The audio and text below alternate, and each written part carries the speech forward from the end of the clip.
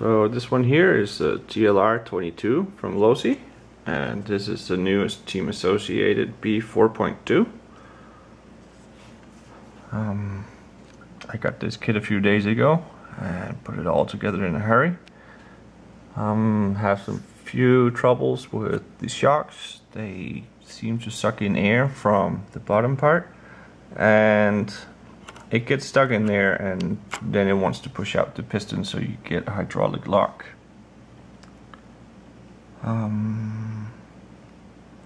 What's to say, it was a really nice kit to build. I'm a little I wish they would have used some screws with a bigger hex hole in it. Otherwise it was pretty good. It comes with 4 different toe blocks, except with mine I got 2 3.5 instead of 2.5, 3, 3.5, and 4. The 3 degrees which they recommend to put the car together with as a stock setup was missing, so I went with the 3.5 instead. But other than that, it was a pretty easy build. It has this nice plastic that's fiber reinforced. Lots of blue upgrade parts. These blue bushings here were kind of a pain in the butt. The shock caps would not fit over them. It's actually a problem with the shock caps, the inner diameter of the hole. I stuffed them in my lathe and just sanded them a little bit with 400 grit, and then the shocks fit over them nicely.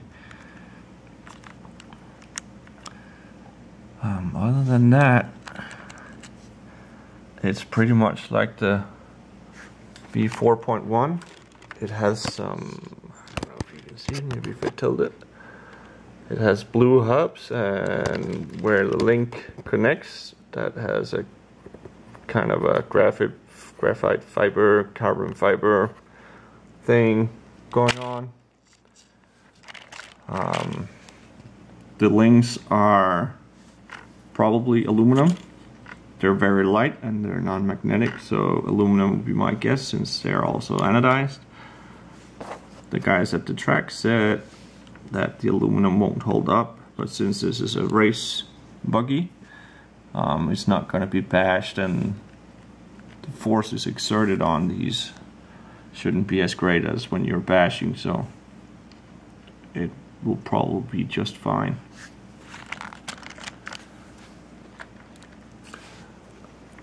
Now let's see if I can line up the wheelbase. Yeah, there we go.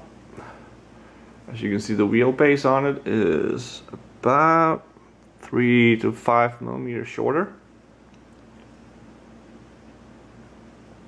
The car right now, it seems to be angled, tires angled out.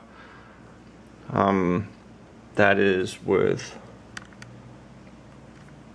the steering links set to exactly the distance between them as the manual specifies. I guess when they're pointing out like that, both front tires pointing out, that it'll be a little easier to control than if they're pointing in.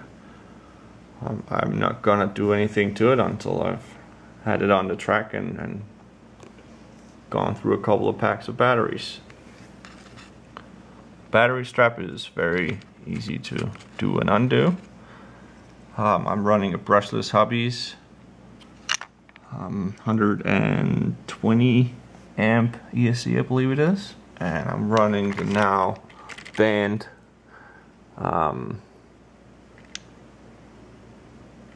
Trinity Duo 3.5. It's a 17.5 motor, and apparently Roar didn't like it, so it's now been kicked.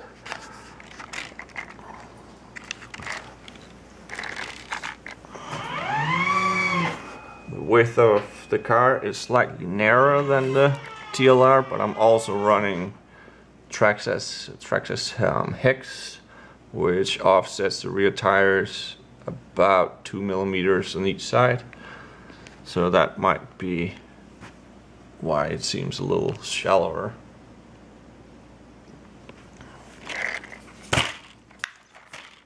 Brought my scale with me. Oh, sorry to break it.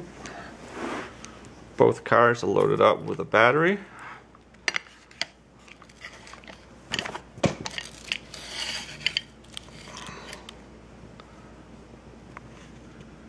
$1,586, so that's 1.586 kilo.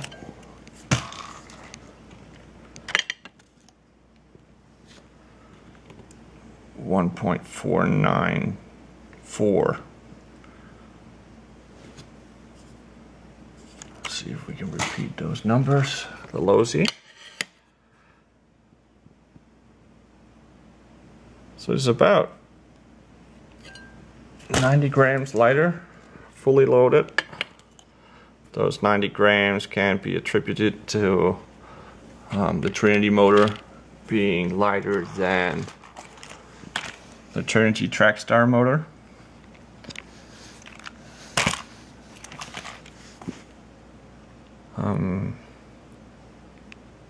Also, the wing it's from an arm or something. It's one of those wings that can take a beating compared to the light Lexan.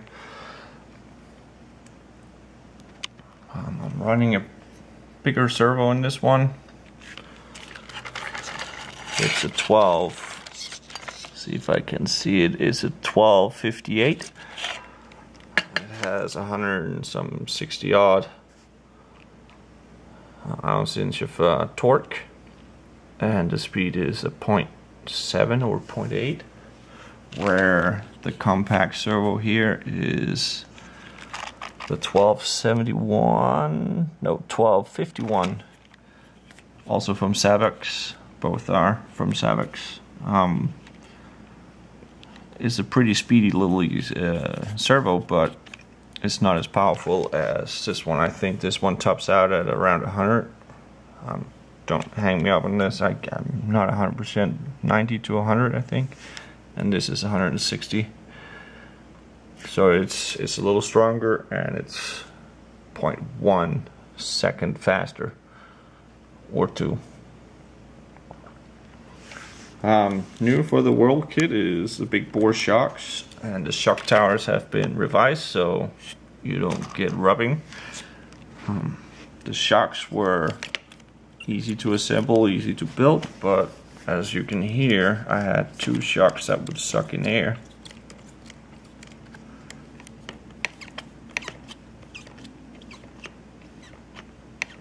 This one is actually the one I'm letting the O-rings soak up a little bit of the silicone oil and let them swell up a little bit.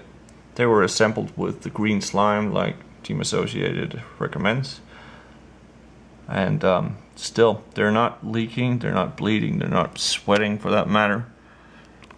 Call it what you want, they're as they should be, but once there's a hard kick up, a fast and the hard motion up, it will suck air from down here, and that gets into the cylinder, and that will push the piston out, as the piston, when it's inside the shock body, displaces some of the volume in there. So the air is what has to give, and it'll suck air in there. Also, here on the sides, you can see I've been sanding and grinding. There are some pretty nasty cast leftovers. You can see the line right here. They were sticking out about 1 millimeter to 1.5 millimeters. It just didn't seem like it was finished like it should have been. I got it from Towers. It was listed at $280. And with the coupon it came down to $240 for the kit, and then you gotta add your own receiver, an ESC, and a motor, and a servo, and a battery. Luckily I had most of this stuff already, so that was no big deal.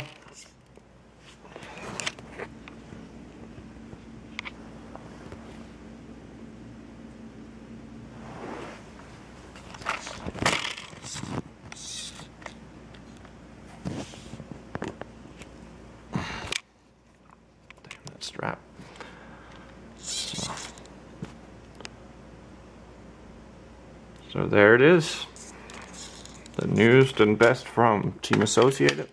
I'm really excited to try this on the track. I've been driving my TLR for quite a while now, and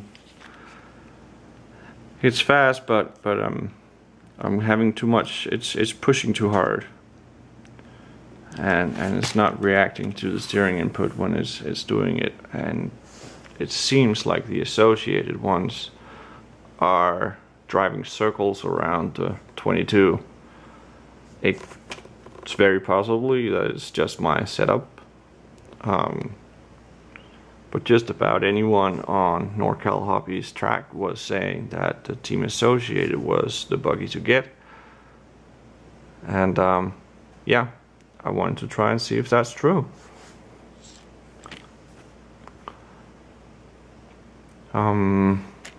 All the hardware is in imperial measurements, that's inches and so on, whereas the 22 is metric.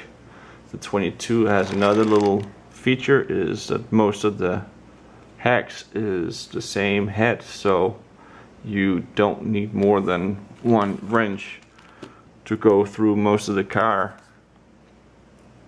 There is a few exceptions, but there are a few. It's easier to build this one. You just need that one hex driver. On this one here, you're gonna need 4. You can see there's tiny ones for the shock. You've got some that's just a little bit bigger for most of the other stuff, and then you got some that are even bigger than that. I believe I used 3 different hex sizes to put this kit together. 3, 4, thereabouts. And when you're building it, you're gonna be switching back and forth between all of them all the time, which is a pain in the butt, especially if you, like me, have one with inserts that you have to pull out and put another insert in or a new bit in, and then do a couple of screws and then pull it out and grab the next one.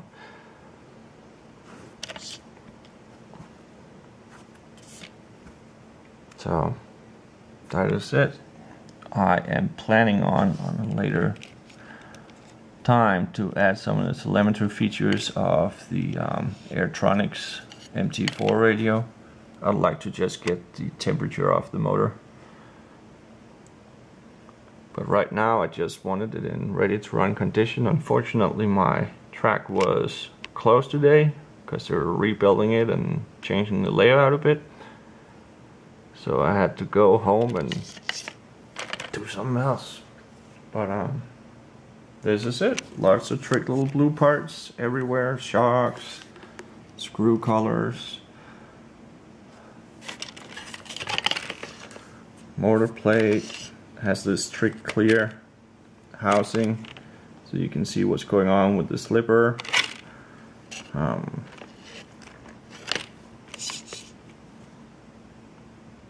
Yeah, it's a pretty cool car. You might be wondering why I'm running the battery all the way forward, and there's no reason for it. That's just where I'm going to start out, and if it needs to move back, I'll move it back. The battery strap actually holds in the battery quite tight. Still, I gotta find some blocks to adjust it so it'll stay up front or wherever I want it.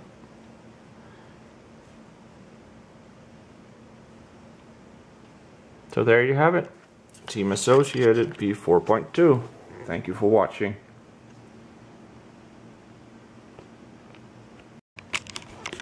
Oh yeah, I almost forgot.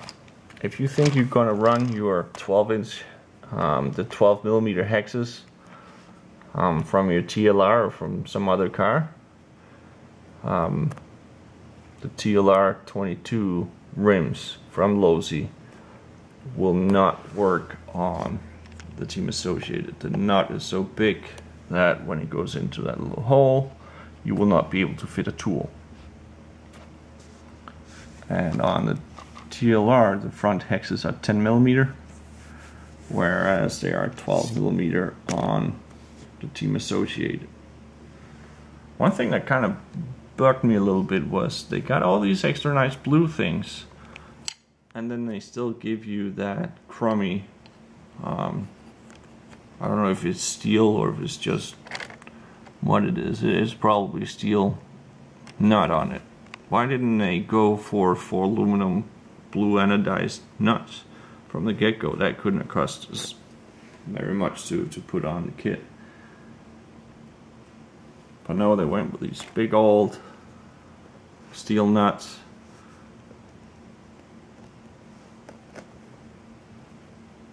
Kind of a shame. It's one of the places where you can see on the buggy, whereas say the servo mounting posts, they didn't really have to be blue in my opinion. I would rather have, yeah, blue nuts than the servo mounting there instead. Anyway, that's it.